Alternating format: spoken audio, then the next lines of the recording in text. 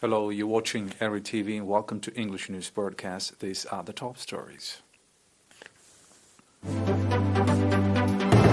Seminar organized on the conservation of cultural heritage.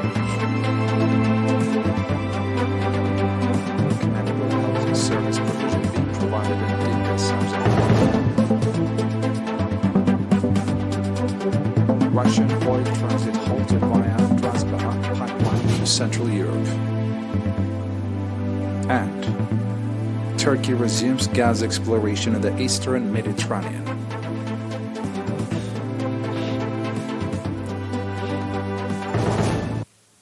The local news. The Culture and Sports Department of the Southern Region organized a seminar to residents and government employees in St. Alpha on August 5, focusing on conservation and research of cultural heritage in general and that of archaeological sites in particular. At the seminar, archaeologists in the Southern Region provided a briefing on the ancient resources in the region, significance of heritages and historical sites, conservation activities, and main challenges being encountered, method of conservation of heritage, as well as on the intangible cultural heritage in the region. Stating that the St. Alpha subzone is reaching archaeological and historical sites that are not yet properly researched, the experts call for reinforced participation of concerned institutions and the public in the effort to identify and document their heritage. The experts also noted that the country's folklore, diversity, heritage, ancient buildings, as well as historical and cultural heritages have significant contribution to the economic development of the country. Speaking at the occasion, Mr. Abraham Johannes, General Director of Culture and Sports in the Southern Region, called on the public to fully understand the contribution of historical and ancient sites in the economic development of the country and reinforce participation in the conservation effort. The participants adopted various recommendations, including the integrated effort to save the cultural and ancient heritage from damage by man-made and natural calamities.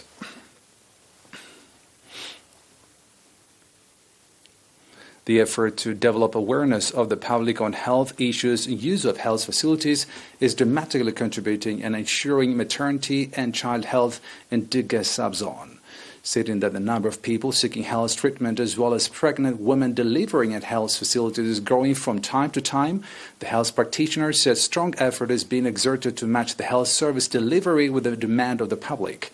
Pointing out that health facilities have been put in place in the administrative areas of Lokoj, Digani, Hawashit, and Adishek Al Amin. Nurse Walda Abtasfa Mariam, head of health facilities and the subzone, said the health facilities are also providing mobile health facilities in remote parts of the subzone. According to Nurse Yehuda Gokefly, the number of pregnant women delivering at health facilities has grown from 30% to 52%, pregnant women seeking health treatment from 9% to 81%, and children's vaccination from 20% to 96% respectively. The beneficiaries commended the health treatment the health facilities are provided to the public and called for more effort to control harmful practices that are still being practiced in some areas of the subzone. At an activity assessment meeting conducted in Massawa, it was reported that strong effort is being exerted to develop voluntary blood donation in the Northern Red Sea region with an objective of enriching blood supply of the National Blood Transfusion Service. Mr. Ahmed Jaffer, chairman of the Voluntary Blood Donors Association, said that voluntary blood donation is being conducted in the subzones of Massawa, Ginda, Nafa, and Abat. And in 2021-2022, about 1,000 units of blood has been collected. Mr. Ahmed also said reinforced awareness campaign will be conducted with a view to develop the understanding of the public, especially in the remote areas of the region, on the significance of blood donation in saving lives. Pointing out that the effort to reach the National Blood Transfusion Service is growing from time to time, Mr. Tesfai Tesfation, director of the Ministry of Health in the Northern Red Sea region, expressed readiness to stand alongside the association in all its endeavors. Commending the efforts the association is conducting, Mr. Amina Katema, Director General of the Administration and Finance and the region, called for expansion of the association across the region.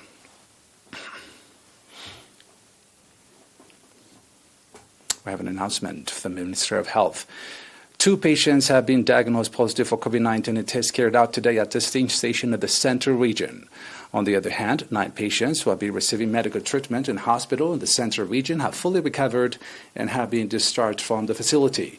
The total number of recovered patients has accordingly increased to 9,941, while the number of deaths stands at 103. And the total number of confirmed cases in the country to date has increased to 10,128. Minister of Health, Smara, Augustine, 2022. And now back with international news after a short break.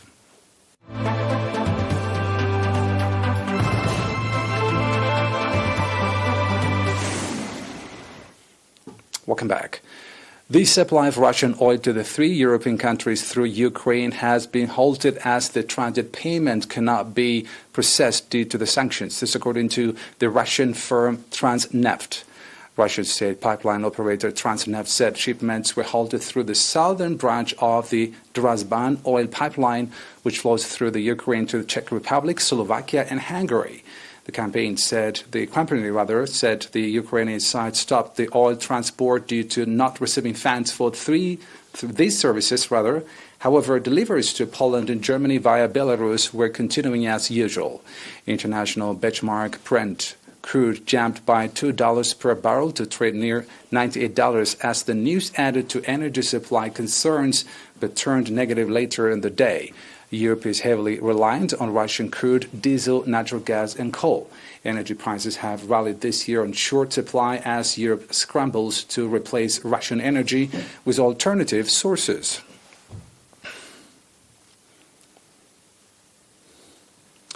Nearly 2 years after Turkey halted offshore gas explorations in contested waters in the eastern Mediterranean, a Turkish drill ship has departed from the port of Mersin to search for gas in the region. The Abdul Hamid Han drill ship set sail yesterday with the blessing of the President Recep Tayyip Erdogan, who said that the ship would operate 55 kilometers off Turkey's coast in the area with the country's sovereign territory. The eastern Mediterranean, with its substantial natural gas potential, could become a flashpoint for the regional and wide dispute after the Russian invasion of Ukraine triggered a global energy crisis and sent importers scrambling for alternative hydrocarbon sources. Preliminary results from the latest appraisals drilling by Econstrom of the France's Total and Italy's ENI this week and confirmed large natural gas deposit in Block 6 of Cyprus Exclusive Economic Zone, or EEZ.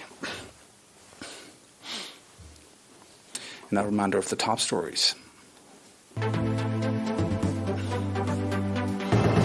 Seminar organized on the conservation of cultural heritage. Commendable health service provision being provided in Didgas Abzal. Russian oil transit halted via Drazban pipeline to Central Europe. And Turkey resumes gas exploration in the eastern Mediterranean.